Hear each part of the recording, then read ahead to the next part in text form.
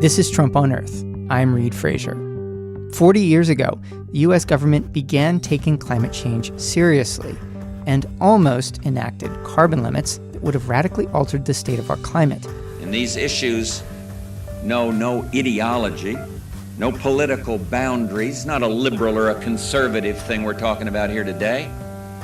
They're of equal importance to the developing world and to the developed world. But this path was never taken. What happened? Today we're going to ask the question, why couldn't we stop climate change when we had the chance? And more importantly, where does that leave us now? That's coming up in a minute. Hi, I'm Nate Cubis. And I'm Reggie Cubis. We're the sons of Trump on Earth, producer Andy Cubis. She works behind the scenes. We think you should support this podcast on how do you say this word? Patreon. Because the environment matters for us kids. Go to patreon.com/TrumpOnEarth to learn more. You can pledge as little as $1 a month. We can even afford that with our measly allowance, right, Nate? Right. Thank you.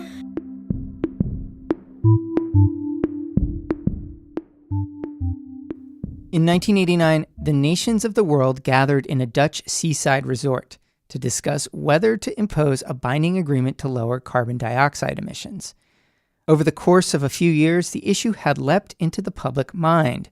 Politicians from both parties in the U.S. endorsed taking action to avert what was even by then understood to be an existential problem for humanity, climate change.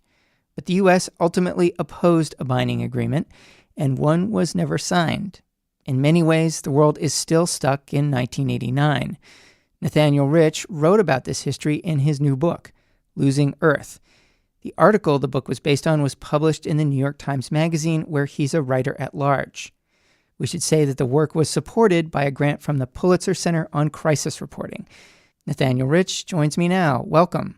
Thanks for having me. So you tell the story of what happened in climate policy from roughly the years 1979 to 1989. I guess my first question is, why did you want to research this topic now? Why go into it now? Yeah, well, it's on one hand, it's the story of this deeply frustrating failure. On the other hand, from a rosier perspective, it's the story of how a few people, ragtag group of activists, bureaucrats within the federal government, and scientists rallied together, and over the course of a decade were able, through determination and perseverance and at great personal risk, to bring in an issue that up to then had been entirely in the domain of sort of scientific literature, and bring us as close as we've gotten, as you said, to serious global climate policy. There was an awesome Earth Day warning from a government scientist in remarks prepared for the American Geophysical Union in Washington. Said pollution and overpollution, unless checked, could so warm the Earth in 200 years as to create a greenhouse effect, melting the Arctic ice cap and flooding vast areas of the world. In many ways, we're still stuck in 89. I think that's true. It's certainly true with our policy, with our politics, and the way of thinking about it. Of course, that's the year when industry, as I relate this in the book, adopted this position of just total obstruction and to any kind of climate policy and propaganda, and they started to pay off scientists and politicians and ultimately a whole Republican Party. But before that point, it was a much more fluid moment. We all know that human activities are changing the atmosphere in unexpected and in unprecedented ways. It was not a partisan issue. There was scientific consensus, and there was political consensus that something should be done.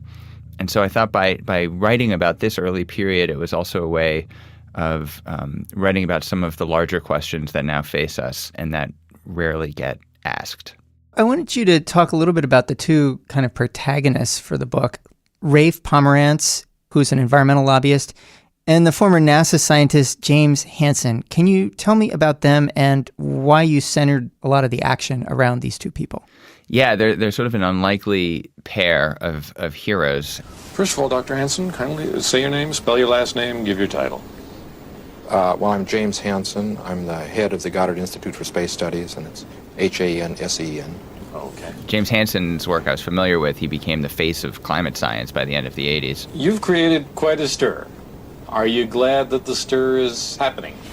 Well, I think that, what I'd like to say is that, frankly, I would rather do my research than be interviewed for TV. He spoke up before Congress and said global warming is here now and it's time to act. The global warming is now large enough that we can ascribe, with a high degree of confidence, a cause and effect relationship to the greenhouse effect. Rafe Pomerantz is someone I'd never heard of and who had rarely been in the press even.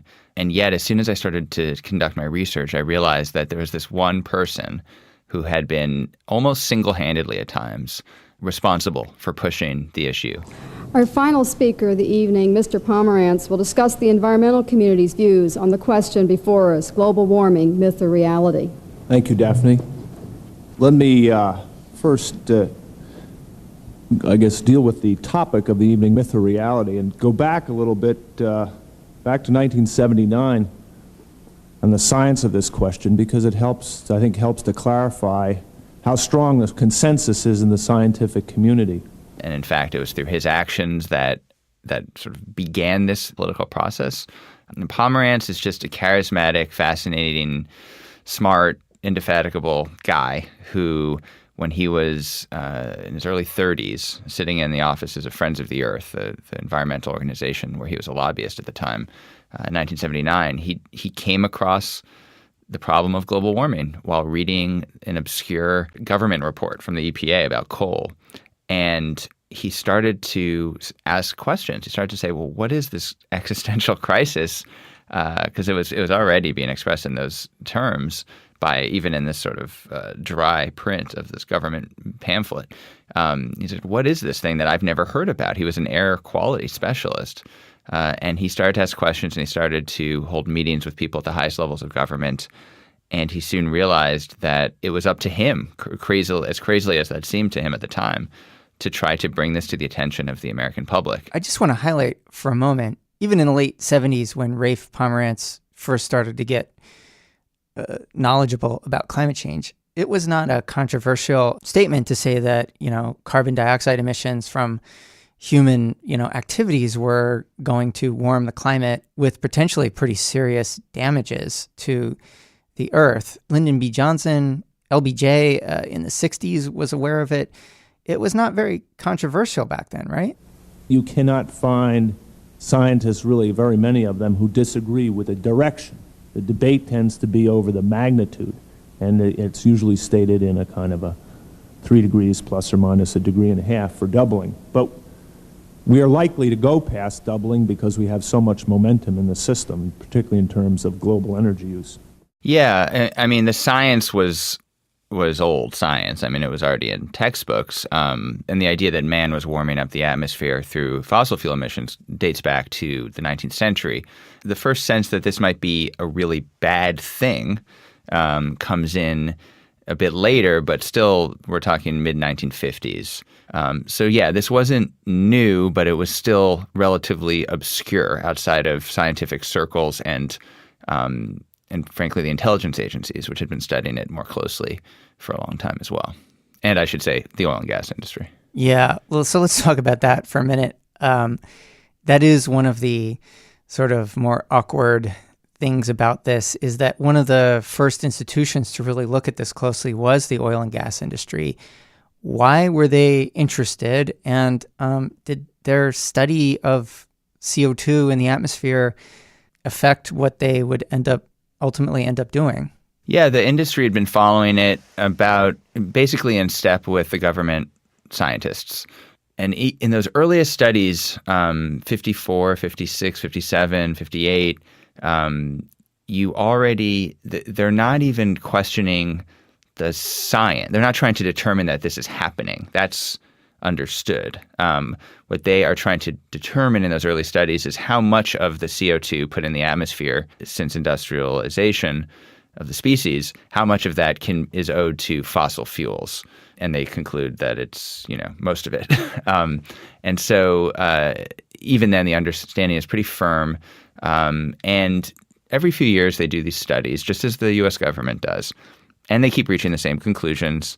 And ultimately, they say, well, this might be a problem in the future, but this isn't a high priority right now. And certainly within, the realm of environmental and public health issues that they had to deal with, there were a number of far more pressing concerns. And so they would sort of put it on the back burner, essentially, as the U.S. government basically did for decades until the late 70s, when there starts to be a little more alarm about what kind of policies might need to be taken. So walk us through the sort of path that Rafe Pomerantz and Jim Hansen take to bring this issue into the public consciousness. What was sort of the tactics that they used, and how did they work to bring this issue up into the sort of highest levels of decision-making in Washington? Yeah, what's fascinating to me about their story is they essentially they're confronted with this information just as we are today. I think any thinking person, once we sort of understand the issue, we go through a certain kind of number of responses, and you see them going through these just decades earlier. So the first response is race response, which is essentially, holy cow, we'll say. What I can't believe this is happening. Why has nobody dealt with this if we've known about it for so long? Surely, if we can communicate the issue in stark terms to people in power in this country, out of prudence and just common sense, they will take certain actions right away. And I think we all sort of think that when we first understand this issue. And so, but he's sort of uniquely able to act on that because he's very well connected on the Hill. And so he goes around D.C. with a scientist, Gordon MacDonald, who is also very concerned about it and who is also extremely powerful within the government. He's essentially the chief scientist for the CIA. And they go around as a tandem, meeting with people at EPA, State Department, Energy Department, which, by the way, has its own CO2 office already by that point, and ultimately to the president's science advisor, Frank Press, laying out the problem, giving him basically a 2-hour lecture on the history of climate change and what's going to happen next. And they figure that this will be enough. And it isn't. And Hansen's, in a similar way, goes through the same process within the scientific realm where he publishes his papers about the dangers that are coming and figures that, if he publishes them in major journals like, Nature or Science, smart people will act. That doesn't work. That's sort of the end of the first phase, first act. Then they realize, well, we need to take this issue to the public. That means they have hearings on the congressional hearings. Hansen talks to reporters for the New York Times and elsewhere. And this is now sort of early 80s. And they start to get some more press, and yet it's still not enough. And the issue falls away when the government, in a major report, concludes that there's no reason to act, even though the science is as bad as everyone's saying it is.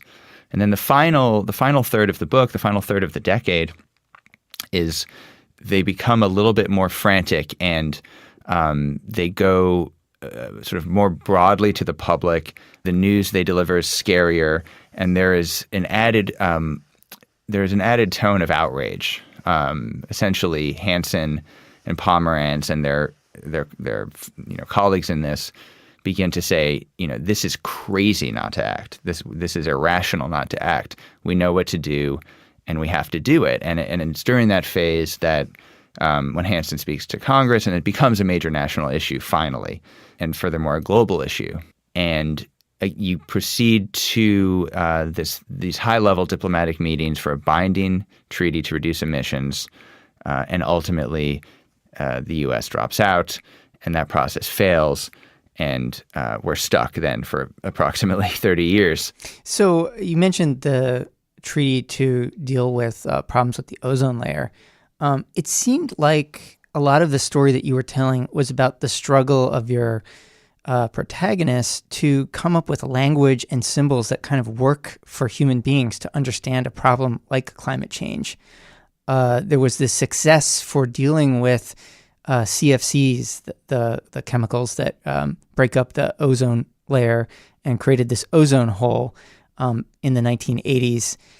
How did what happened with that whole CFC issue, the ozone layer issue, differ from what happened with climate change, and how can we understand the difference? Yeah, well, the ozone, story was evolving around the same time, but there was a spike in public anxiety about it in the middle of the 80s when it was found that the ozone was depleting more rapidly than scientists had even thought. In the news, weakness in our protective atmosphere. Way up high, an unseen layer of ozone gas protects us from the sun's burning rays. But that protection has a weak spot. We'll be back with Ozone in the News. And there was this language about a hole in the ozone layer, which terrified people. They had, images of getting skin cancer and going blind. And there's this one activist, they wouldn't let me use this in the Times piece, but I put it in the book, who said, this is like AIDS from the sky. So that was the level of hysteria, which was never summoned about global warming during that period. Scientists aren't sure what causes this weakness, and they're worried that it might happen over a populated area. They say increased ultraviolet radiation through a hole in the ozone could raise temperatures, damage farm crops, and cause a lot more sunburn. And that was effective in terms of sort of marketing of the problem. There was also the fact, that the ozone problem was largely created by chemicals from a single company. 85 or 90% of CFCs were produced by DuPont. DuPont originally opposed a treaty, but around 85, when it realized that it could profit from making the replacement chemicals, it swung speedily to back it at the same time as this public hysteria was increasing. That became the first global climate treaty, and for the climate change people, the CO2 people, they saw immediately that this finally they had a solution. They could easily follow the same exact game plan, and they did. And there was wide understanding that this was going to happen with CO2. Even Lee Thomas, the head of Reagan's EPA, after signing the Montreal Protocol for the ozone issue, said, well, the next time we get together, we're going to do the CO2 problem. And so it was seen then as a clear solution and an effective one. Of course, a lot more than one company makes burns fossil fuels, and fossil fuels are connected with every aspect of modern civilization, and it's a lot less easy to find replacement energy sources, although of course we now have them, and so that was an infinitely more complicated process and infinitely more difficult politically and internationally. And so that was the beginning of the problem. But you could also say, yes, there's a conceptual mismatch where you confront, as you do over and over again with this problem, our capacity as a species of really reckoning with existential crises if they're not immediate emergencies. Right. You talked about this a little bit ago, but you wrote about a climate meeting in 1989 at which a lot of the nations of the world very nearly took action to cut carbon emissions. Can you kind of walk us through that meeting? What was it? Was it Nordwijk? Is that the place where it was? Yeah, Nordwijk, I think, and it's this sort of seaside North Sea resort town, and it was the first high-level diplomatic meeting in this process that was begun by the IPCC that continues to this day. The Paris Accords are the most recent fruit of it. The framework that was then being negotiated was a binding treaty to reduce emissions. It would have been something between 10 or 20% over the next 10 years. And the U.S. had made noises that it was, in support of it. The Bush administration, George H.W. Bush, had kind of gone back and forth. Bush had ran on solving the problem. He gave a famous speech during the summer of '88 after Hansen's testimony, where he said, those of you who question whether we can solve the greenhouse effect haven't heard about the White House effect, and when I'm in office, we will solve it. This summer, we've seen a lot of talk about the greenhouse effect. As the nations of the world grow, they burn increasing amounts of fossil fuels, and that gives off carbon dioxide, which acts as a blanket, insulating the Earth, and thus could contribute, the theory goes, to an increase in temperatures in the atmosphere. The problem is compounded as the Earth loses some of its valuable forests, because trees naturally use carbon dioxide. So when we lose forests, we lose part of the answer to global warming. Our critical answer to this problem is energy conservation, and that will be a priority of my administration. And the industry generally thought the Bush administration was serious. They took them at their word. And yet, and this is the book goes in great detail about this. There was emerging this sort of dogfight within the administration between William Riley, who was head of Bush's EPA, and John Sununu, chief of staff, who was deeply opposed to any kind of climate policy.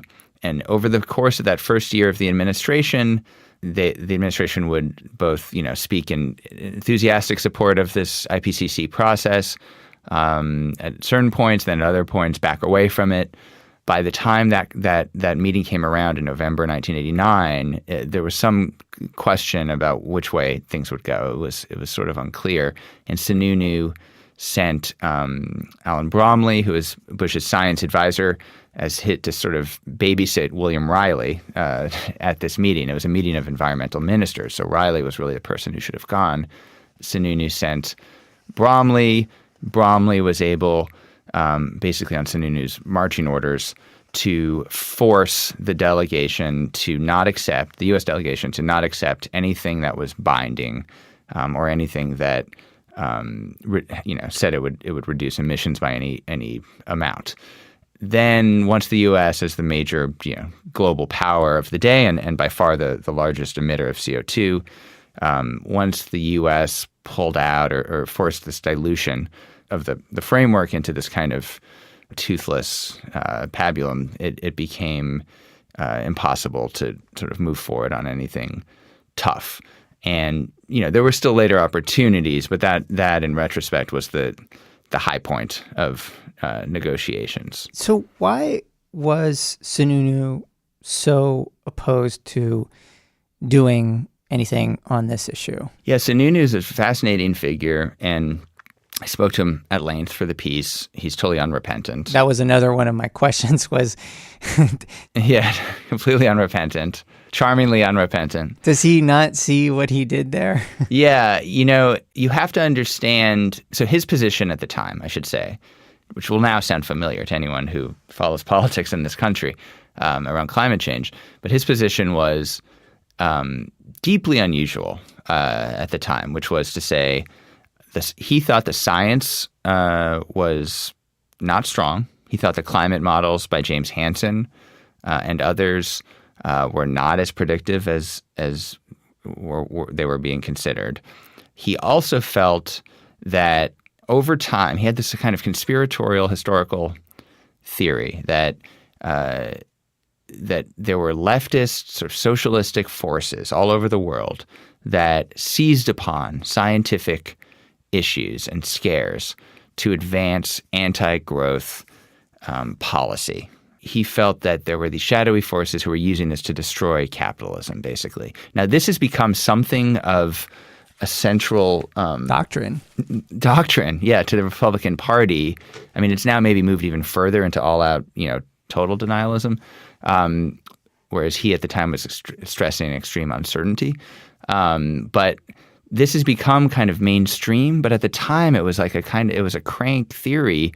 And he had to explain it to other people within the administration, and he originated it. And I think he came about these ideas. This is the other thing that's distinctive with him, I think, is that he came about these ideas sincerely, in that I think he really believes this, and he really questions the science. He had a PhD. He considered himself an engineer. He had a mechanical engineering background, different kind of science, but it was enough. And he's extremely sort of arrogant figure. It was enough for him to pronounce himself an expert on climate modeling and say that it wasn't legitimate. And so he came about that honestly, and which is not to say that the theories are accurate, but I think he really believes those things, and he believes them to this day.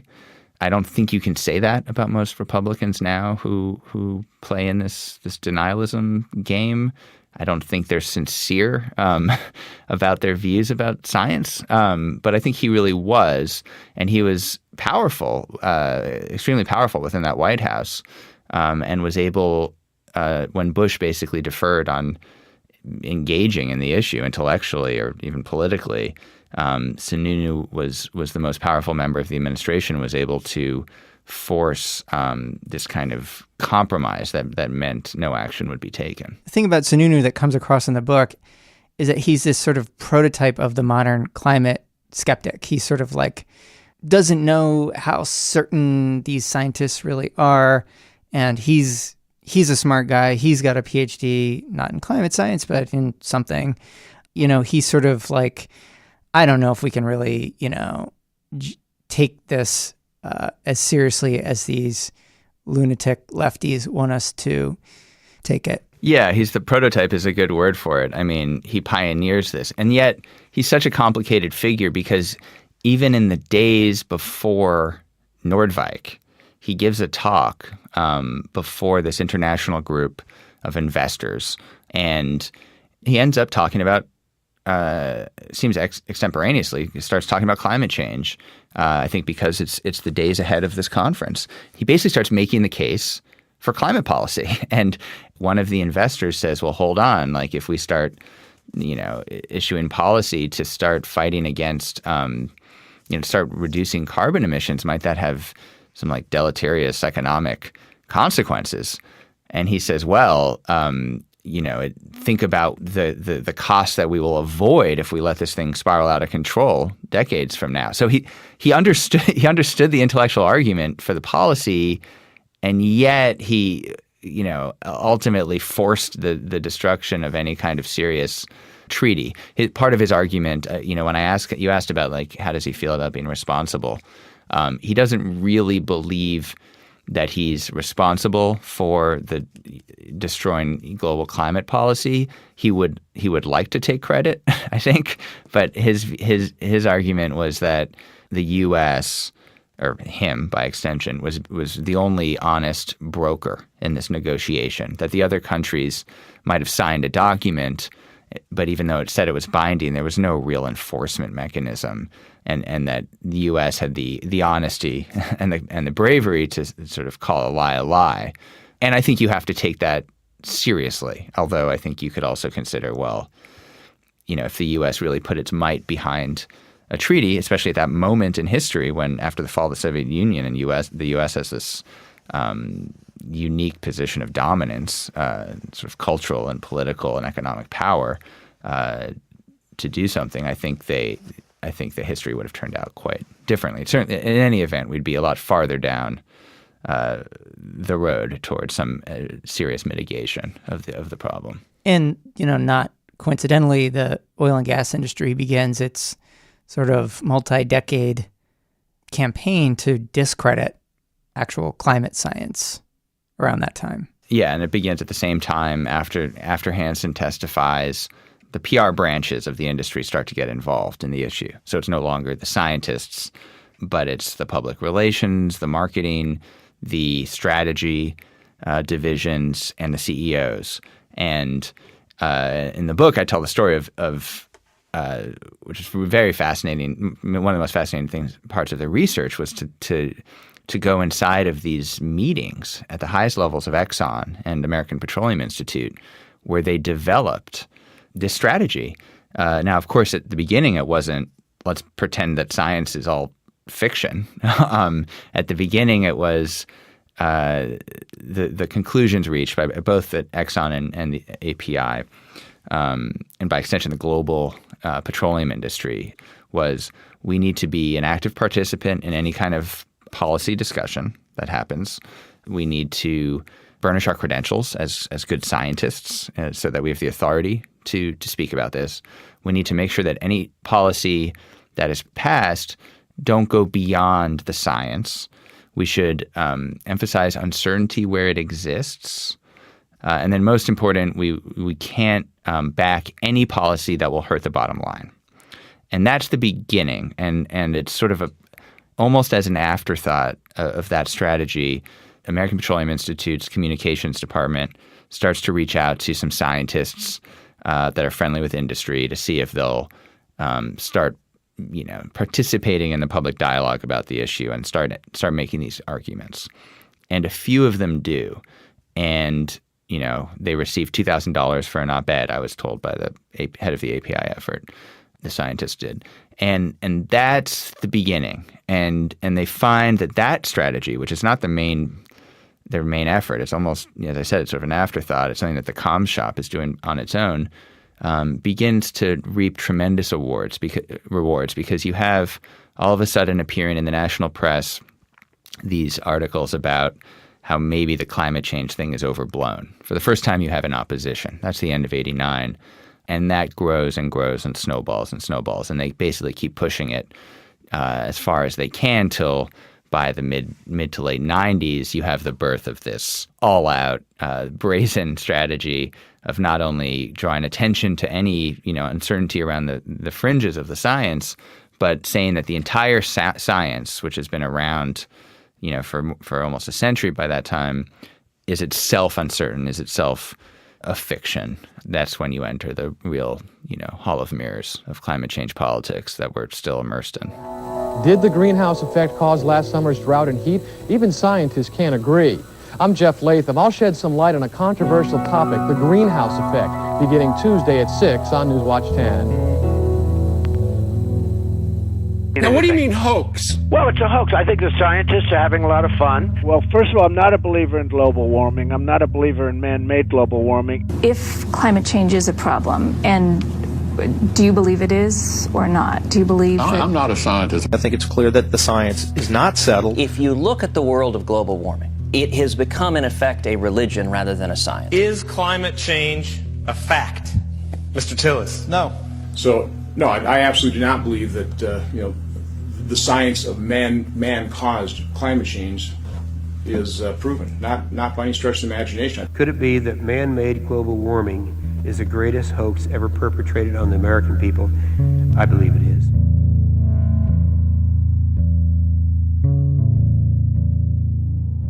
So, having looked into this sort of deep history of this specific period of time, what lessons can we take from this attempt to face climate change, this ultimately failed attempt?